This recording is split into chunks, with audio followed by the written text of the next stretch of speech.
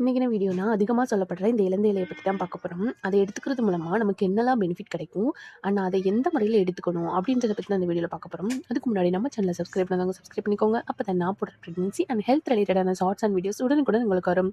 இப்போ வாங்க வீடியோக்குள்ளே போகலாம். இந்த குழந்தையின்மை பிரச்சனை ஃபேஸ் பண்ணிட்டு இருக்கீங்க அப்படின்னாலும், பிசிஓடி பிசிஓஎஸ் பிரச்சனை இருக்குது அண்ட் இர்ரெகுலர் பீரியட்ஸ் இந்த மாதிரி பிரச்சனை இருக்கவங்களுக்கும் இந்த வீடியோ யூஸ்ஃபுல்லாக இருக்கும். தொடர்ந்து பாருங்கள்.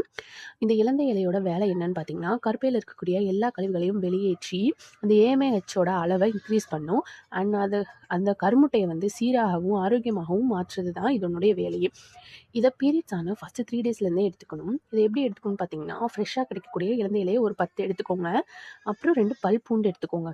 அது கூட 5 மிளகு, கொஞ்சமாக சீரகம், இது எல்லாத்தையும் அரைச்சி 2 டம்ளர் தண்ணி ஊற்றி நல்லா கொதிக்க வச்சுருங்க. நீங்கள் கொதிக்க வச்ச தண்ணி வந்து 1 டம்ளராக மாறணும். அந்த அளவுக்கு நீங்கள் கொதிக்க வச்சு எடுத்துக்கணும்.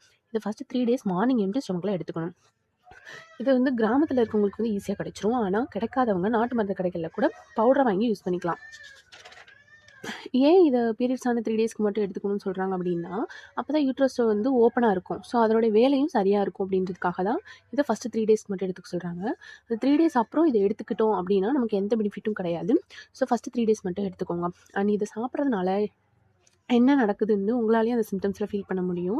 அதாவது இந்த ப்ளீடிங் வந்து நல்லா கிளாட்ஸாக வரும், வயிறு வலிச்சு வரும். இது எதனால் வருதுன்னு பார்த்தீங்கன்னா, நம்மளுக்கு ஒவ்வொரு மாதமும் வரக்கூடிய கருமுட்டை தான் வெடிச்சு வெளியே வராமல் அது உள்ளேயே தங்கி அது பிசிஓடியாக ஃபார்ம் ஆகுது.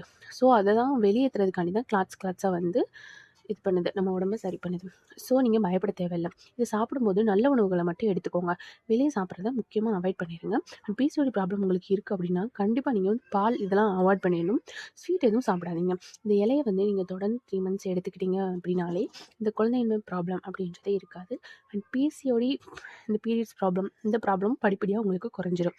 அண்ட் எல்லாருக்காகவும் ப்ரே பண்ணிக்கலாம். இந்த வீடியோ உங்களுக்கு பிடிச்சிருக்குன்னு நினைக்கிறேன். இந்த வீடியோ பிடிச்சிருந்துச்சுன்னா லைக் பண்ணுங்கள், ஷேர் பண்ணுங்கள். உங்களுக்கு ஏதாவது டவுட்னா கமெண்ட் பண்ணுங்கள், நான் உங்களுக்கு ரிப்ளை பண்ணுறேன். அண்ட் வீடியோ பார்த்த எல்லாருக்கும் பெரிய பெரிய தேங்க்ஸ்.